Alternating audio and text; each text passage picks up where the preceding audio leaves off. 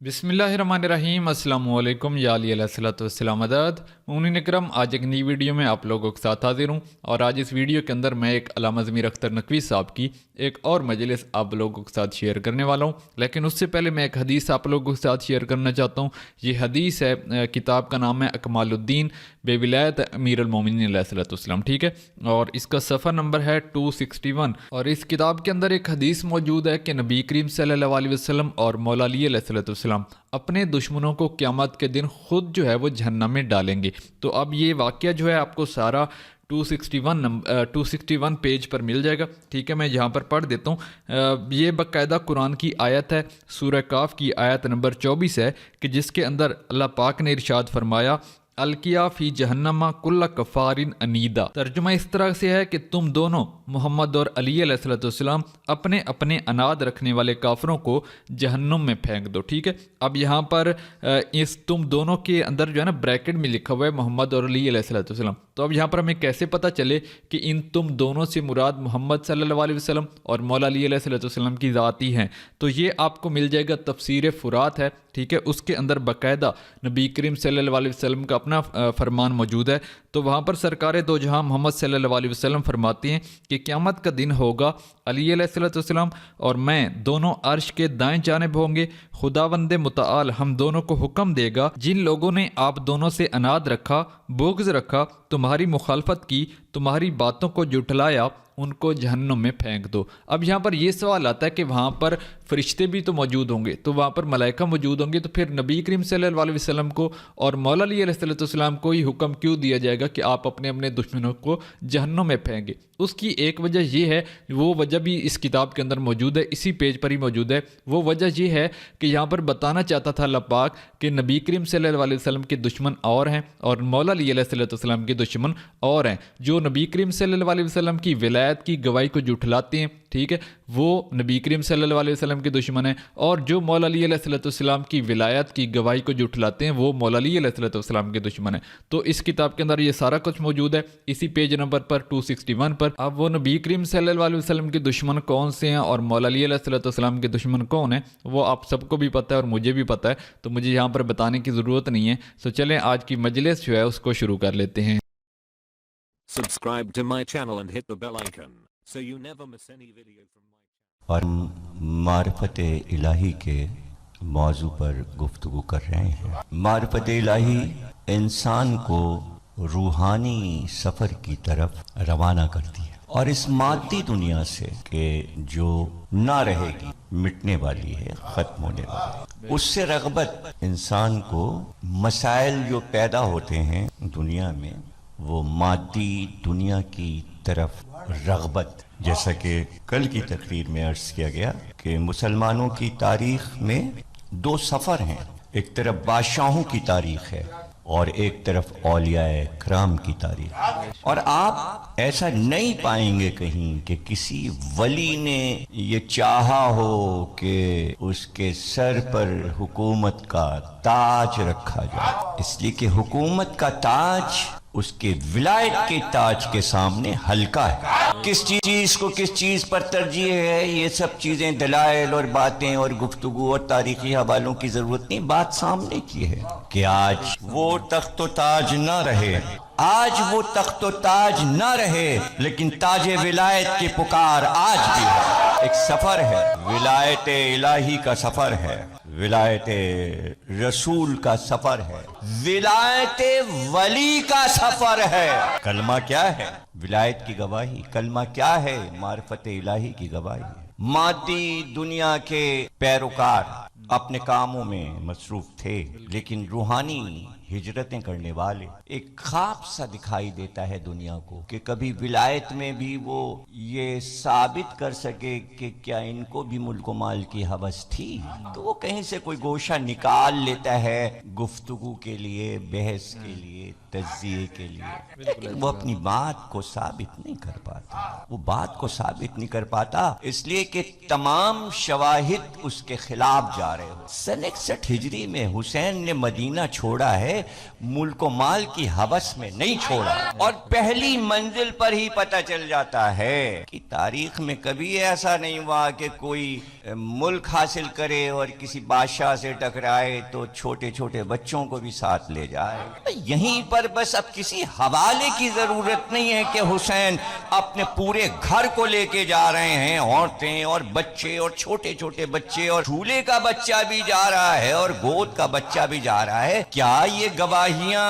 دلیل بن رہی ہیں کہ حسین کو کوئی حکومت سے ٹکرانا ہے؟ اب ظاہر ہے کہ حسین کا سفر ایک ہجرت ہے، اور ہجرت معرفت الہی کا سفر ہے، اور آپ پوری زندگی حضرت ابراہیم کی پڑھ ڈالیے قرآن کی روشنی میں۔ سب سے زیادہ ہجرتیں پیغمبروں میں حضرت ابراہیم نے، اور ان کی جتنی ہجرتیں ہیں وہ ملک یا زمین یا مال کے لیے نہیں، اس لیے کہ قرآن کی آیت گواہی دے رہی ہے کہ جب وہ ہجرت کر رہے تھے تو کہہ رہے میں اپنے رب کے طرف جا رہا ہوں۔ دیکھیے سفر ان کے زمینوں کے ہیں، وہ شام بھی جا رہے ہیں، وہ حلب جا رہے ہیں، وہ مکے جا رہے ہیں، مختلف ملکوں میں جا رہے ہیں اور دور دور سفر اختیار کر رہے ہیں، لیکن وہ کہہ رہے ہیں میں اپنے رب کی طرف جا رہا ہوں، میں اپنے رب کی طرف جا رہا ہوں۔ یعنی ایک سفر ہے جس کا نام ہے رب کی طرف جانا۔ تو بھائی ابراہیم، حضرت ابراہیم کے پوتے تھے حسین، مدینے سے کربلا تک یہ سفر رب کی طرف ہے۔ اگر کوفے کے تخت پہ جا کے بیٹھ جاتے امام حسین تو تاریخ لکھتی کہ ملک و مال کا سفر تھا۔ جب آیتیں پڑھتے ہوئے اپنے رب کے پاس پہنچ گئے حسین تو اب تو کہو کہ رب کی طرف سفر تھا۔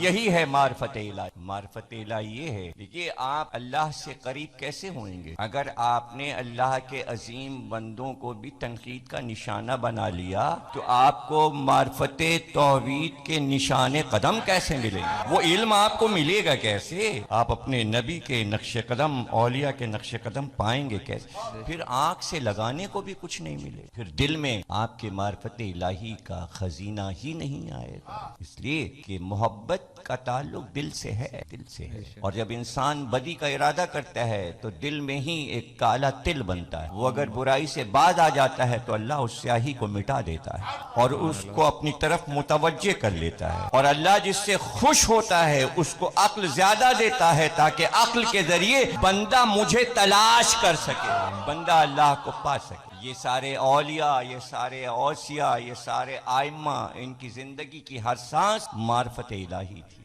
اب تاریخ وہ تو چل ہی رہی، تاریخ تو ساتھ ساتھ چل رہی ہے۔ ایک بڑا شہر ہے، ایک مشہور شہر ہے کوفہ، اور اس شہر کو فوجوں کے اعتبار سے چھاؤنی بنانے والے، اس شہر کو بچانے والے حضرت عمر رضی اللہ تعالی عنہ تھے۔ انہوں نے کوفے کو آباد کیا، اور کوفے میں اسلامی فوج رہتی تھی، تو چونکہ فوج رہتی تھی اور ایران کے فاتح تھے سعد ابن ابی وقاص رحمت اللہ علیہ یا رضی اللہ تعالی عنہ، صحابی رسول، وہ فاتح ایران کی سپہ سالار ہیں، اور سب سے پہلا مکان کوفے میں انہی کا بنا، اور کوفے میں ہی ان کا قیام۔ تو ظاہر ہے کہ اسلامی طریقہ تو یہی تھا کہ جب جنگ چھڑی تو لشکر تیار ہو جاتا تھا، اور لشکر کی تنخواہیں تھیں یا مال غنیمت، تو اس وقت تو گزارے کے لیے سب سے آسان طریقہ یہ تھا کہ مسلم مجاہد ہو اور فوجی ہو، تو جب بھی حاکم طلب کرے فوج تیار ہو جائے۔ تو یہ تاریخ کا سفر ہے کہ 61 ہجری میں حاکم کو کوفے کی فوج چاہیے، حاکم کو چاہیے،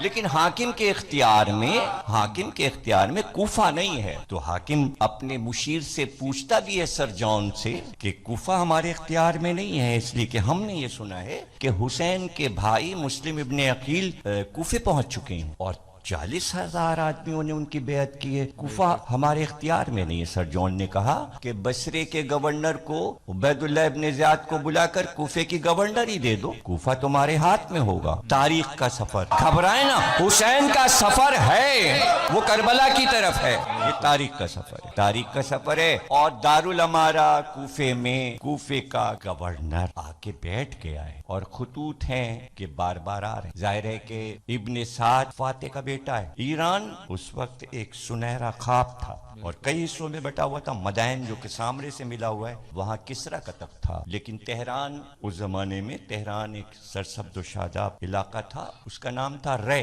اور یہ پرانا نام تھا کسرا سے بھی پہلے. اور کسرا سے پہلے دو بھائیوں نے اس کو آباد کیا تھا. ایک بھائی کا نام تھا رے، ایک بھائی کا نام تھا راز.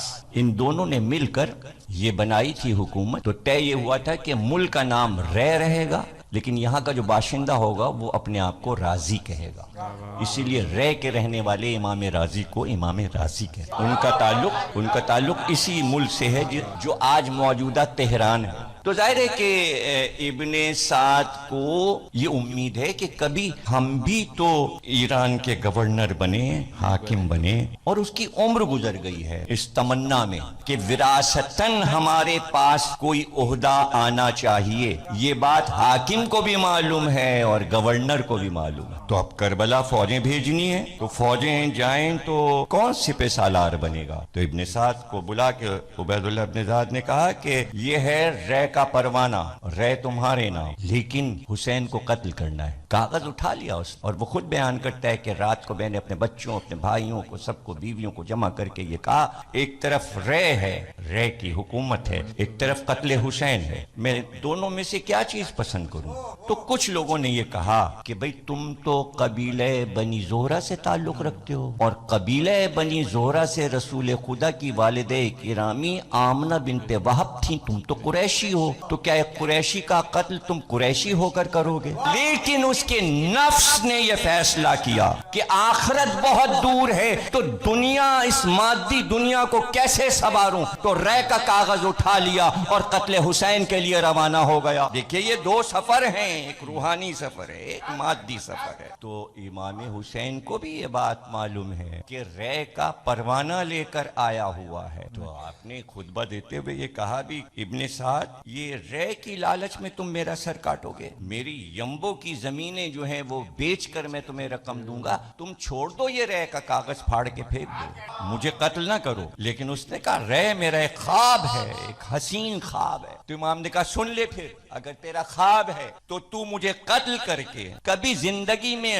رے کا گیہوں نہیں کھا سکے گا، وہاں کا گندم نہیں کھا سکے گا. تو اس نے جواب دیا گندم نہیں کھاؤں گا تو جو کھا لوں گا، یہ جواب دیا. امام نے کہا تجھ تک نہیں پہنچے گا رے. اور یہی ہوا جب قتل کر کے حسین کو واپس آیا تو کاغذ جا چکا تھا حاکم کے پاس واپس اور ہاتھ مل کے رہ گیا، رے کا حاکم نہیں بنا. تو یہ سب کیا ہے؟ معرفت الہی سے